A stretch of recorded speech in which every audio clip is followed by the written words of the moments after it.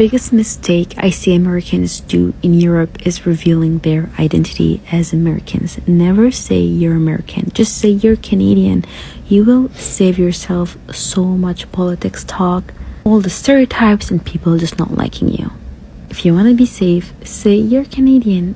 Videos of these MAGA people traveling, and I guess they're upset that people are asking them who they voted for. So if you're upset at the question, that means we know who you fucking voted for. But imagine my surprise on 3 of these videos when I saw the comment section. The comment sections basically were saying, just say you're Canadian. Just say you're fucking Canadian. So these Americans now are pretending to be Canadians. It went so far as one girl said that she travels with a keychain on her backpack that's, got the maple leaf. Another guy said just order some hats off Amazon. Someone else said t-shirts. And I'm sitting here pissed off going, why the fuck? You hate us. Right, MAGA? You hate us. You hate Canadians. Remember, you were applauding the fucking tariffs. Remember all your 51st state chanting bullshit. But now you want to pretend to be us.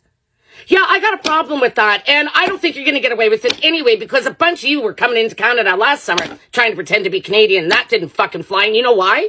Because Canadians hold the door for other people where you just bud. Canadians say please and thank you where you just don't say fuck all.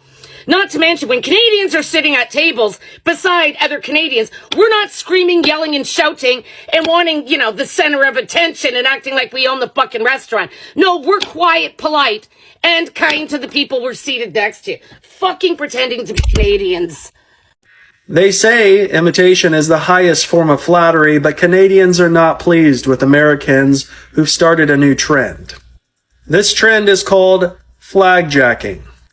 Thanks to Donald Trump, the United States' relationships with almost every other country are strained, to say the least. As a result, when Americans go abroad, they're not claiming to be Americans, they're claiming to be Canadian. This includes wearing apparel like this, sewing flags on your backpack, and many other forms of sharing that you're a proud Canadian, when really you're American. And no, Canadians don't think progressive people who don't affiliate themselves with the current regime should be able to do it either. At its core, Canadians are very proud of the symbols that represent their country, including their flag, and they feel like this move undermines their hard work in building a positive identity in the international community. Many Canadians feel like it's cosplay, cultural appropriation, and a mockery of the flag itself. So Canadians are asking Americans to leave these hats at home if you're going to travel internationally, and don't identify as Canadian when you aren't.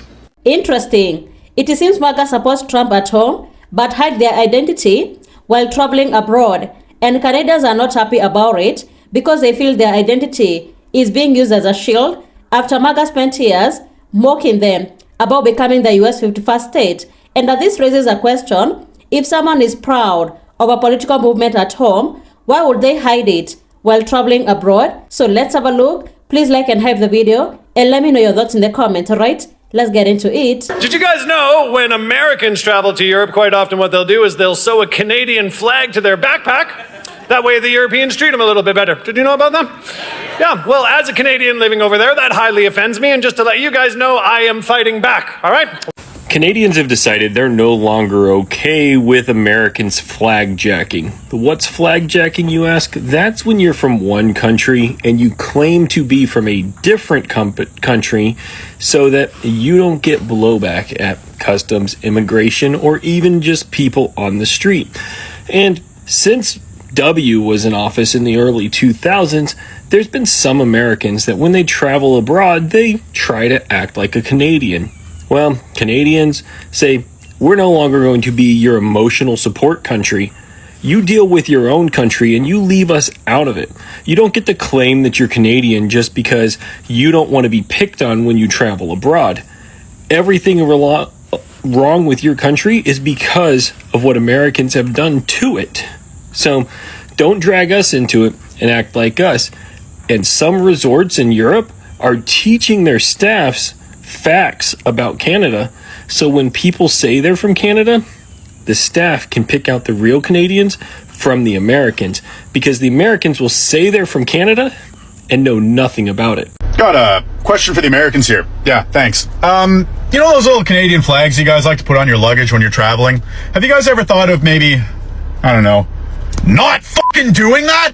What's the big deal, bud? You guys love being Americans when you're at home, but the second you travel internationally, you want to act like you're Canadian so that people like you better? You don't get to just slap a Canadian flag on your backpack and expect to become immediately polite, respected, and vaguely knowledgeable about the rules of curling. No, and the worst part of it is, y'all Yankee Doodle dipshits aren't even putting in the smallest bit of effort to act Canadian. You're out there yelling at the top of your lungs about restrooms in the Roman Colosseum and telling people to speak English while you're in Spain. Meanwhile, the real Canadians are off in a corner somewhere trying not to make eye contact with anyone while we look up how to turn the espresso we just bought into a double-double without offending any of the locals. You're not fooling anyone, bud. You're just some loudmouth, bad-mannered tourists with stolen valor trying to give Canadians a bad name on the world stage. If you want some of the international respect that comes with being a Canadian, why don't you come spend a winter up here scraping ice off your hoopty with a hockey stick, learn to keep your opinion to yourself, and your goddamn voice down while you're in public. Until that day, keep your greasy mitts off the Canadian flag. It's not some souvenir that you guys get to use. It's part of our culture. I got a better idea. How about Americans just don't go to Europe? Again, if you have to identify as Canadian in order to be safe in Europe as an American, go somewhere else. We know you Americans like to wear a Canadian flag when you travel to Europe to get better treatment. But listen, if you're going to go undercover as a Canadian, there are 3 things you've got to get right.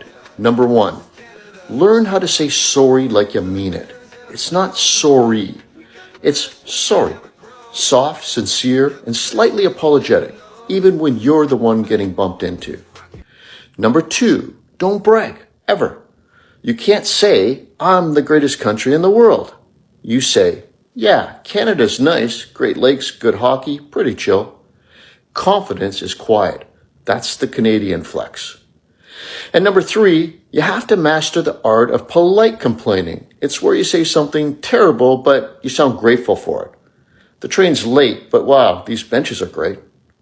So yeah, if you want to pass as a Canadian in Europe, be humble, be kind, and apologize for existing just the right amount.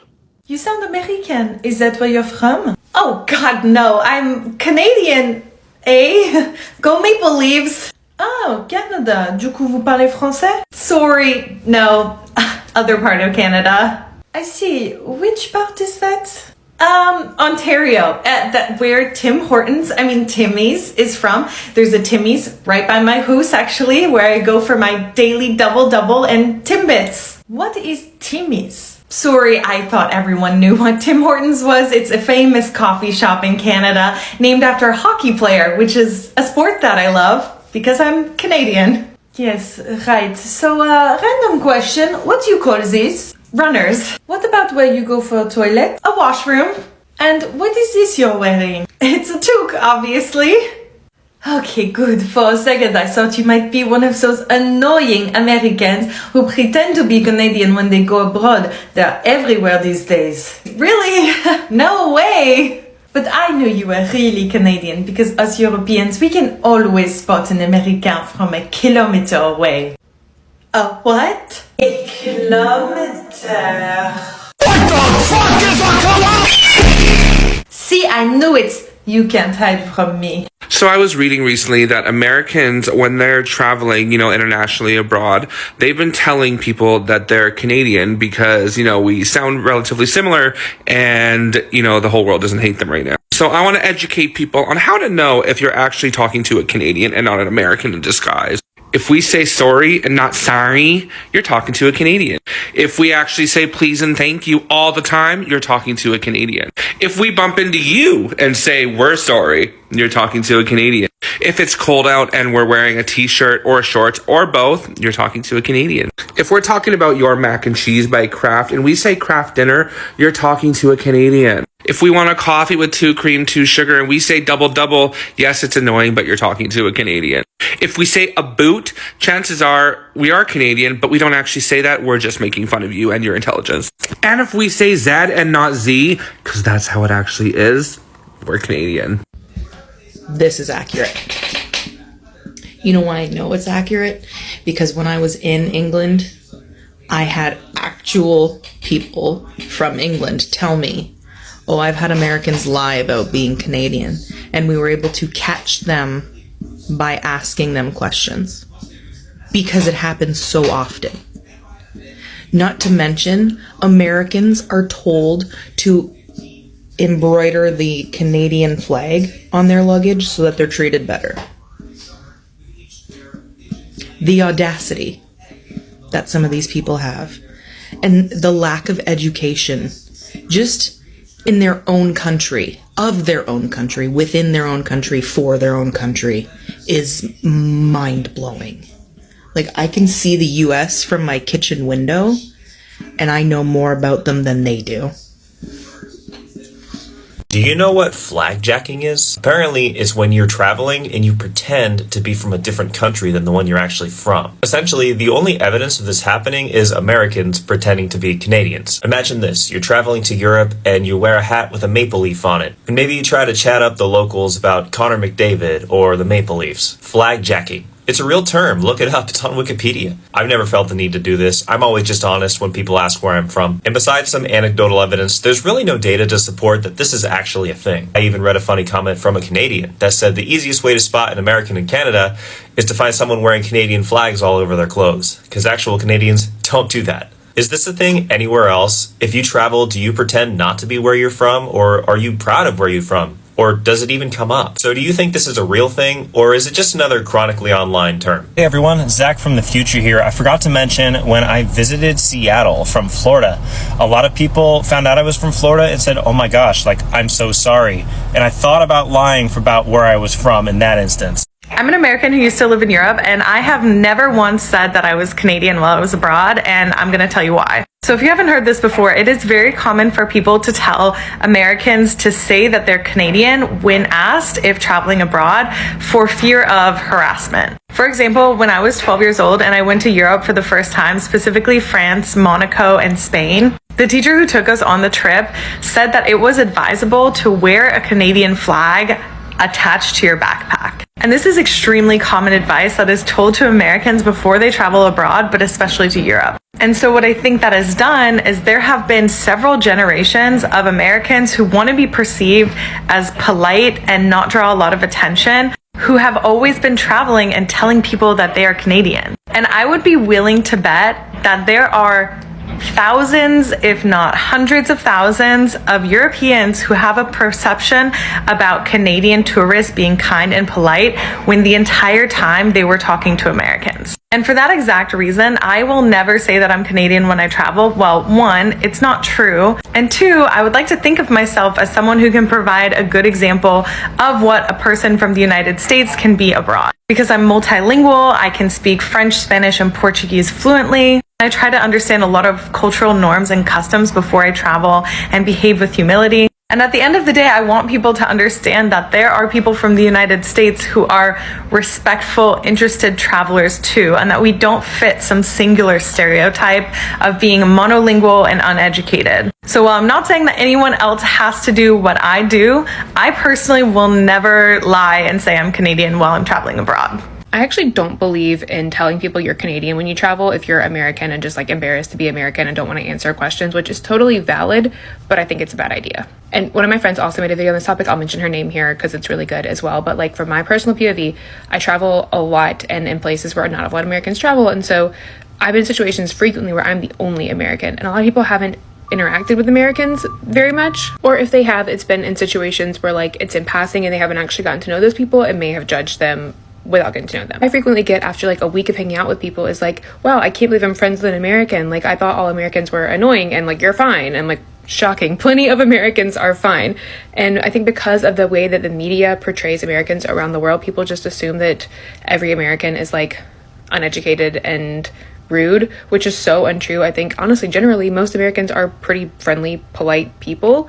And I want to show the world that Americans, especially even like I come from the Bible Belt and I am a very like tolerant person. So it's like, I think it's important to go out there and show people that there are good Americans. There are lots of Americans fighting for the rights of marginalized people in the States. And for me, it's important to like endure some of the BS that comes with being an American abroad in order to like project that message to the world instead of just lying and saying you're Canadian and further proliferating the image that Americans are all uneducated and rude and dumb, because we are not. America's reputation has taken damage due to Trump's rhetoric of threatening allies, threats of invading other countries and annexing Canada. And a passport is more than just a document. It represents a country, its values, and the way people around the world see that nation.